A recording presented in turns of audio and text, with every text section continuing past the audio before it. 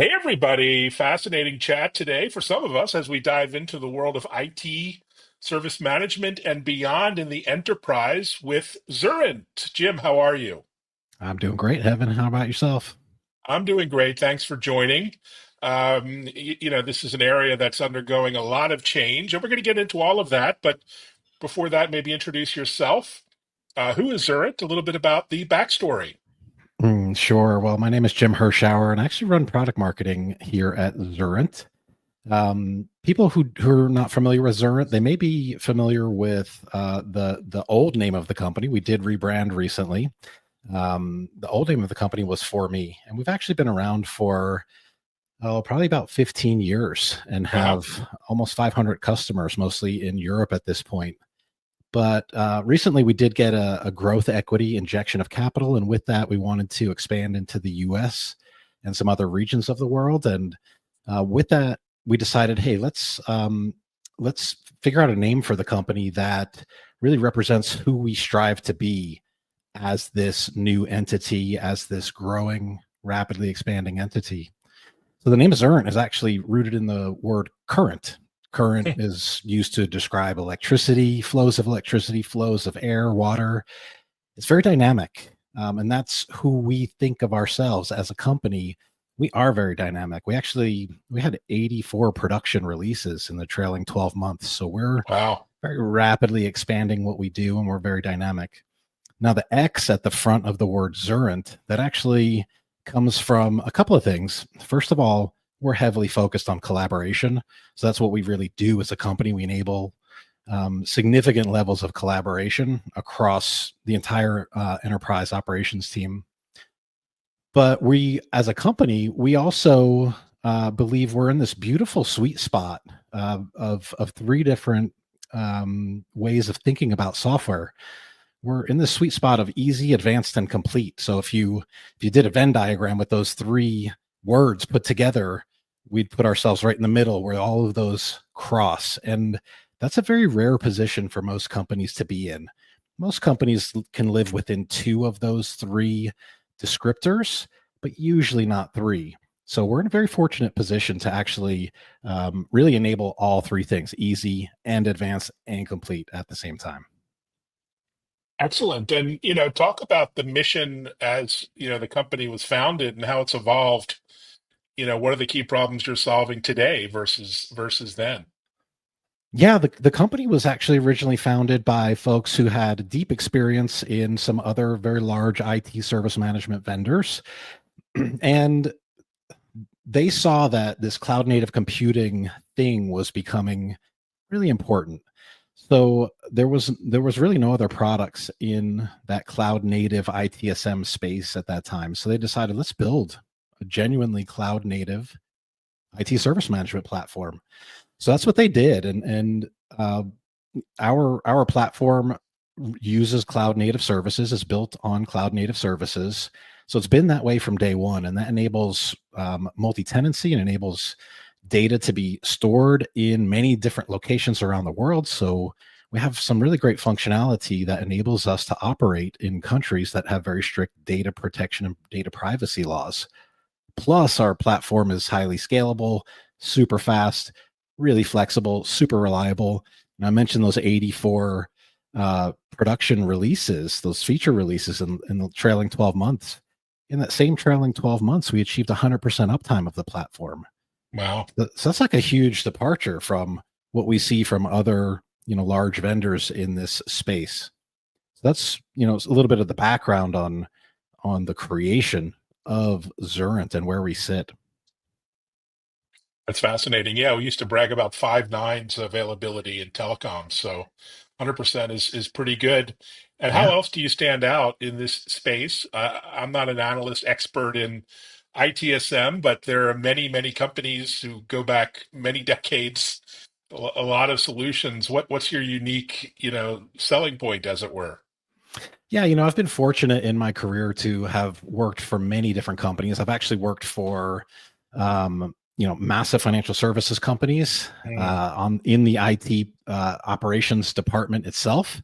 So I have a wealth of experience. I come out of that part of the business. And then I've worked in modern startups that are disrupting, large players in the space. And one thing that I've seen that is a constant in our space is that there's always opportunities for improvement, no matter what vertical you're in. There's always going to be new technologies that come out. There's going to be new ways, new architectures, which is one of the things that the company was built upon.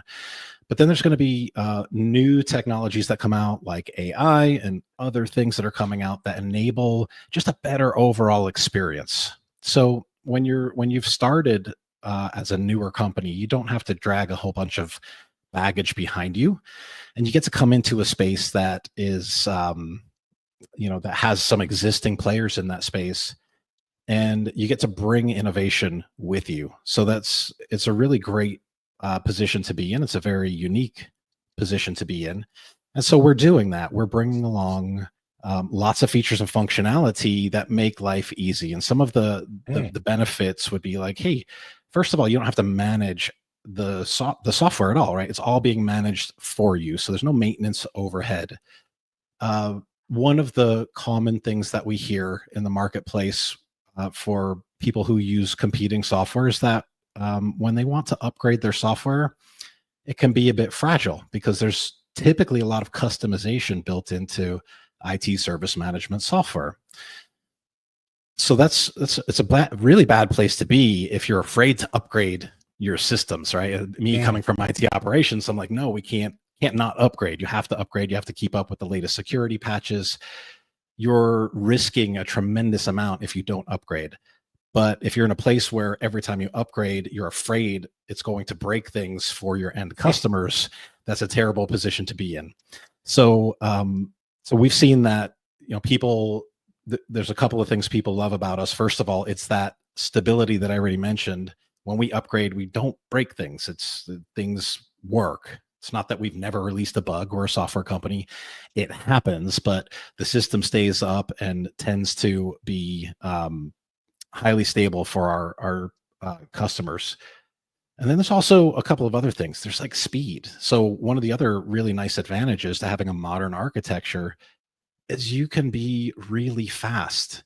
You can do the same types of activities that are going on in older software. You can do them much faster. I'll give you an example of this. 95% of our page loads, they happen in 350 milliseconds or less. 350 milliseconds, that's nearly instantaneous, right? From a human response time perspective. So that, what does that translate to? Like, what's the so what? The so what is that, I don't know if you've ever been on a call where you've been waiting for the help desk and they're like, oh, my software's running slowly and this call is dragging on, right? Well, that just simply doesn't happen. It's instantaneous response in our software, right? So one final thing I'll mention really quickly that really sets us apart is our implementation time as well. So again, I mentioned a lot of software requires heavy amounts of customization, which also includes a lot of money that you have to spend on consultants to do that type of customization work. Well, with Xurrent, we've built in 75% of what you need. It's already just built into the platform. You really don't have to do anything. You're going to get that because, again, a benefit of being a more modern, we know what most people need. We know what they're going to utilize. So we can just build that into the platform. It's already taken care of.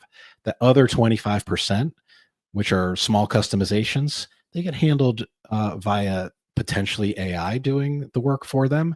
And much of it is through low code or even no code implementation work. So it really, it really changes the paradigm from very long, year-long implementation of ITSM software to an implementation that can be really as short as 4 weeks. Wow, that's unheard of. So you were the first to throw out AI. I was waiting, but I'm glad you did because it wouldn't be Sure. a tech chat unless we talked about it. But in all seriousness, what are use cases for AI? Where are you in its adoption, rollout, a Gen AI or conversational AI? And Yeah. what role do you see it having in the platform moving forward? Yeah, so we've built a lot of AI into the platform, and what we've done is we've really looked for places where where our customers could gain significant productivity enhancements. So that was like first and foremost on our mind. I interact regularly with our product team, with our chief product officer, with our head of AI. We have someone dedicated as our head of AI. And uh, the major things we wanted to do were to first sprinkle in AI where it made the most sense for the most productivity gains. And so there's a lot of places that you can do that in ITSM software. We have ticket summarizations that occur automatically. We have automatic categorization of tickets. One of the core issues that you see a lot with ITSM software is, did the ticket get properly categorized and routed to the right people? Right. And so if AI can just automatically handle that under the covers, that's a beautiful thing. That's a huge productivity savings. We have a wealth of AI functionality. And what we've done is we've built all of these underlying capabilities and culminated that in our AI virtual agent that we're actually about to release in the very near future here. So we have this virtual agent experience. You'll see a lot more about this coming up in the next month or so. It's in a beta phase right now. We're doing some testing with it, and I've seen it in action, and it's really fantastic. So think about it this way: when you, as an end user, you would normally interact with a service desk through a self-service portal of some sort. So if you're using that self-service portal, you start to chat in there, and the first line of support is the AI virtual assistant. And that virtual agent will try and figure out solutions for you, for your problem. It's going to look in our knowledge base. It's going to see if there's any pre-existing knowledge base articles that can help you. If it can't help you, if it can't get you to a resolution, it's going to go ahead and then create a ticket for you on your behalf in the system. Wow. And it utilizes the underlying AI capabilities that I talked about already. The other stuff that we already built, it utilizes this AI auto categorization. So it doesn't need to collect a bunch of extra information from you. So it's a very streamlined experience. So for the end user, it means that they're going to have this great experience where hopefully they'll be able to solve their problems without ever having to submit a full ticket and go through a full ticket resolution process. So it should be a much better overall experience for that end user. But for the companies that are implementing it, it also means that they're going to have fewer tickets. Their support desk, their specialists on the support desks, they're going to actually have less work to do on their own, which means that they can do more with fewer resources. So companies won't have to keep hiring more and more and more people to staff their service desk. They'll be able to utilize our technology. It's not taking people's jobs necessarily. It's enhancing the efficiency of what the company's already doing. So utilize the resources that you have, utilize them more productively, more efficiently. Wow, what an amazing use case. Can't wait to see it in action. Let's do a demo at some point.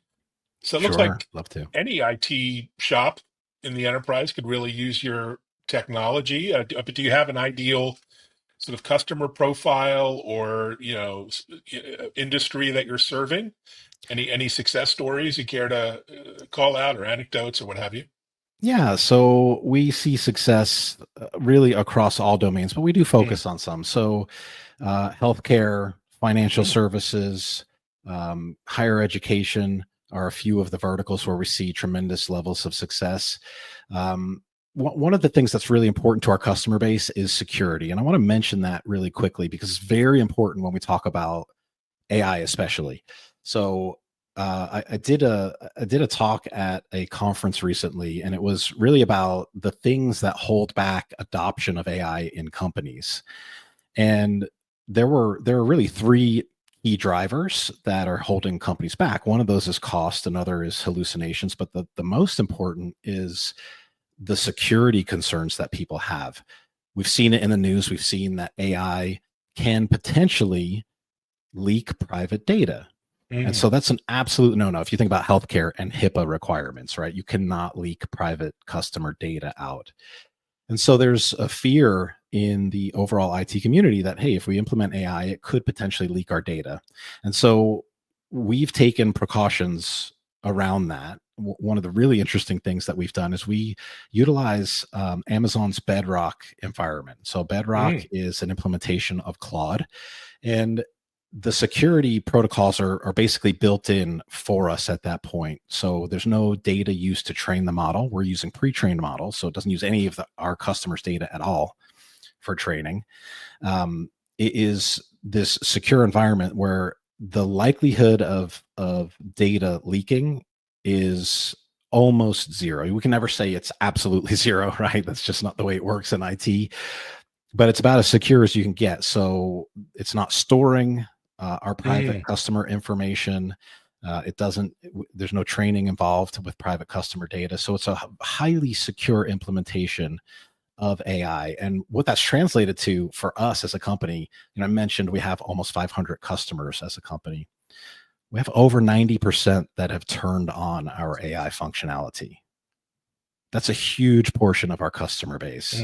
Wow. Right? It's almost all of them. So, and again, the majority of these customers are over in Europe, and there's lots of data and privacy regulations that companies have to deal with in Europe that are more extensive than what we have in the US. So we feel like we're onto a great solution. Our customer base really believes in the security overall of our solution and our company, and they've shown that faith in us by enabling these advanced capabilities.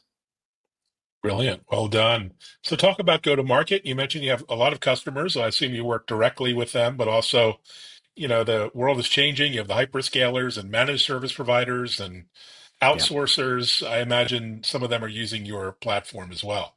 Yeah, absolutely. Great question. Thank you for asking that. So, managed service providers is another area where we really focus on heavily.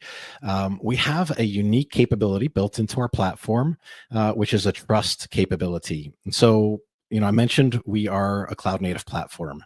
That means we have multi tenant SaaS operations, it's true multi tenancy.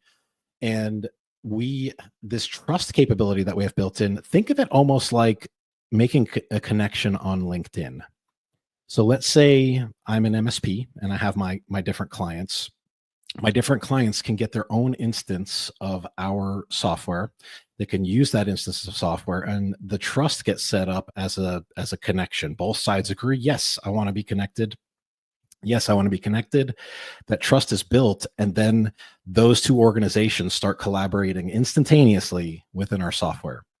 And that can happen for managed service providers. They can do that with their customers. They can also do that with any other downstream providers that they're using. So this really it creates the ability to nearly instantaneously collaborate, and that was this X portion of the Xurrent name, this cross collaboration. It creates that ability to nearly instantaneously collaborate across many different organizations in literally minutes, which is just unheard of in our industry. Yeah. It's really unique. So managed service providers is definitely one of the big areas that we focus on. And we're going to be, we have a team in the US and in Europe dedicated to, having conversations with those managed service providers. We have quite a few customers already in that space. So we're a proven entity there. And if anybody is interested in speaking to us about that, we can certainly share references and connect people through phone calls. Yeah, great opportunity. So it's hard to believe we're already in 2025. What are you excited about? What's on your calendar for the next few weeks, months? What are you looking forward to? Yeah, so this is where things start to get really interesting for us as a company, because IT service management is one thing. We really wanted to push the IT service management industry forward, and we're very actively doing that. And we're quite honestly, we're spending a lot of R&D effort on that. But we've already made an investment in IT operations management space with a product called StatusCast. So if you've ever seen a status page, I am one of those people who goes and looks for status pages when things aren't working right for me. Many different companies provide status pages already. If you're not familiar with it, it's just a web page that shows the services that are running and what state they're in. It's like kind of like red, green, yellow lights. It's down detectors, the world. Yeah. Down detectors of the world. Absolutely. So StatusCast, we have this premier software solution that we've connected with IT service management. And this is where things start to get really interesting for us as a company. We really want to connect incident management from the IT service management side of things with help desks and ticketing. We Mm. want to connect that all the way through to the IT operations team that's actually doing the work to bring status back up. So they might be Wow. in the quote unquote war room, the things that I used to get involved with in IT operations. We want to make sure that all of the messages, all of the information is getting seamlessly passed across all of these different tools that are involved with incidents. So let's say there is an incident, you may get a lot of users that are calling into the help desk or submitting tickets into the help desk about the same thing. Well, with StatusCast, we automatically update the status of the status page itself. So users can go and look and see if the service that they're depending on, if there's a known outage already and it's already being worked on. Oh, brilliant. Yeah, if that's the case, they don't have to go and submit a ticket. So that's going to cut down on the number of tickets, duplicate tickets into the help desk. It just makes the overall end user experience much better because they can just pay attention to the status page. But then we're also branching out into more things related to IT operations management that I can't quite reveal yet, but that are going to get really interesting. So this is a huge part of our overall strategy as a company. We are going to bring these two worlds of IT operations management and IT service management together in a real-time update fashion so that everyone in the IT operations world, so that they're on the same page within the same organization in real time. We want real time updates to everyone, right? And so we also need it to be from their different perspectives, because if you're a CIO, you have one perspective you're looking for. If you're the head of the service desk, you have a different perspective. If you're an SRE, you have a different perspective. So all of these different perspectives are going to get accounted for and updated in real time as to what the current status is. Wow, really exciting for us IT and tech geeks. So you're really going to reshape the industry over the next few months and years. Congratulations. Thanks for joining, Jim. Thank you, Evan. I really appreciate it. No, exciting stuff. And thanks everyone for listening, watching, and sharing.